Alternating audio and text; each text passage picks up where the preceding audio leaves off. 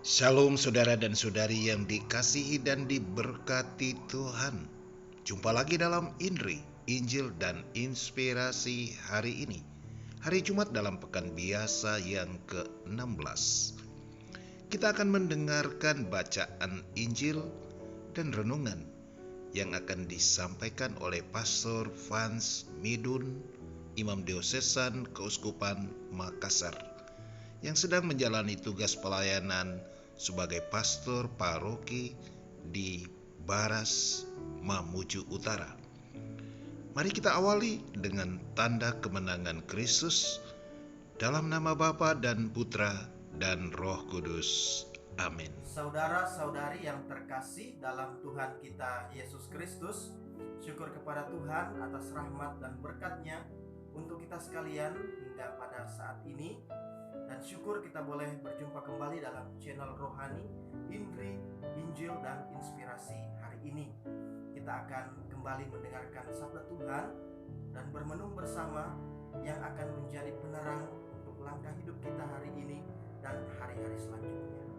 Mari saudara-saudari yang terkasih, kita mendengarkan Injil Matius bab 13 ayat 18 sampai 23.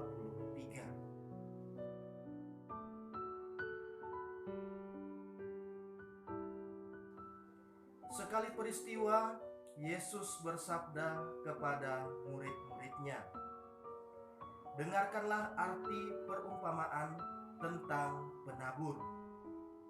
Setiap orang yang mendengar sabda tentang kerajaan surga dan tidak mengerti, akan didatangi si jahat yang akan merampas apa yang ditaburkan dalam hatinya. Itulah benih yang jatuh di pinggir jalan. Benih yang ditaburkan di tanah berbatu-batu ialah orang yang mendengar sabda itu dan segera menerimanya dengan gembira. Tetapi ia tidak berakar dan hanya tahan sebentar saja.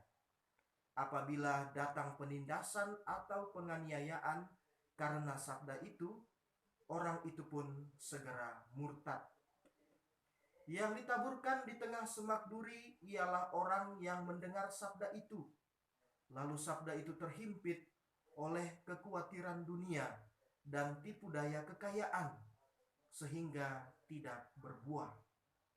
Sedangkan yang ditaburkan di tanah yang baik ialah orang yang mendengarkan sabda itu dan mengerti, dan karena itu ia berbuah.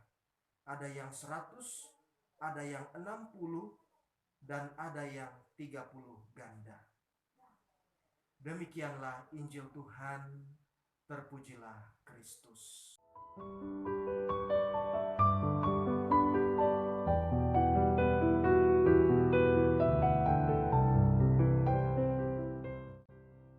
Saudara-saudari yang terkasih dalam Tuhan kita Yesus Kristus, membaca dan merenungkan Injil hari ini, saya teringat dengan komunitas-komunitas umat beriman Kristiani, umat Katolik yang tersebar di wilayah Kevikepan, Sulawesi Barat, tempat saya berkarya saat ini, dan juga paroki sebelum saya berkarya sekarang masih dalam wilayah Kevikepan, Sulawesi Barat.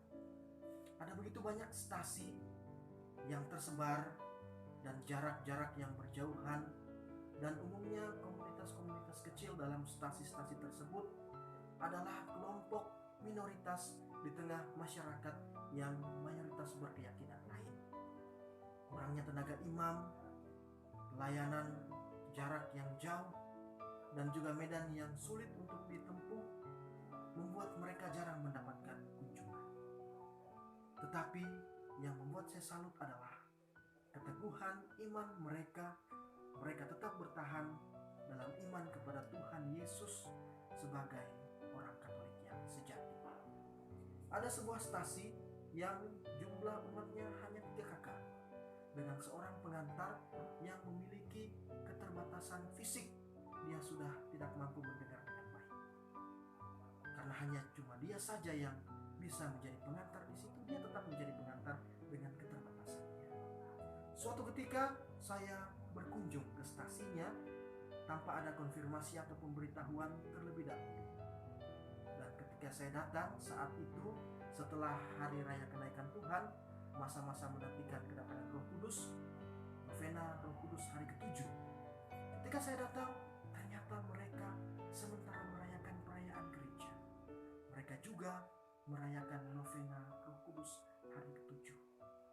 Saudara-saudari yang terkasih, iman yang ditunjukkan oleh saudara-saudari kita di stasi-stasi pedalaman dengan segala keterbatasan mereka, bagi saya itulah iman yang jatuh dan tumbuh di tanah yang subur.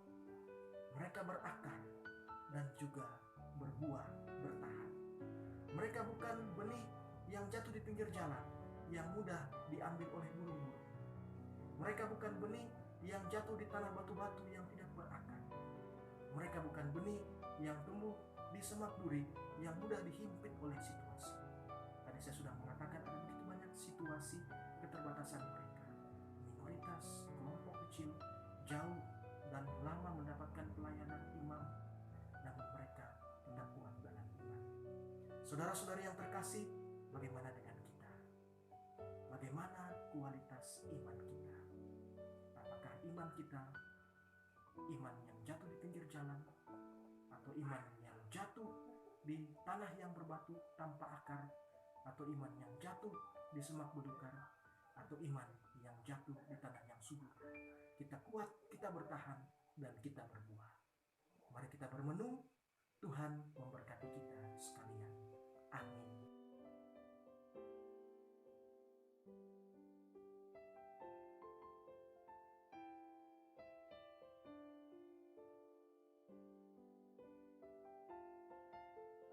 Saudara-saudari, demikianlah Inri, Injil, dan Inspirasi hari ini. Atas nama kita semua, saya ucapkan terima kasih banyak kepada Pastor Vance Midun. Semoga Pastor tetap sehat, penuh sukacita dan semangat dalam tugas pelayanan teristimewa bagi umat di Baras Pasangkayu. Salam doa dan berkat buat mereka, semoga tetap semangat, selalu sehat, selalu dalam lindungan Tuhan. Saudara dan saudari, silakan meneruskan renungan Inri ini kepada sesama anggota keluarga, kepada teman dan sahabat di dalam komunitas dan kerukunan, sehingga semakin banyak orang boleh terinspirasi oleh kebenaran firman Tuhan. Salam sehat, selamat beraktivitas. Tuhan Yesus memberkati kita. Dalam nama Bapa dan Putra dan Roh Kudus. Amin.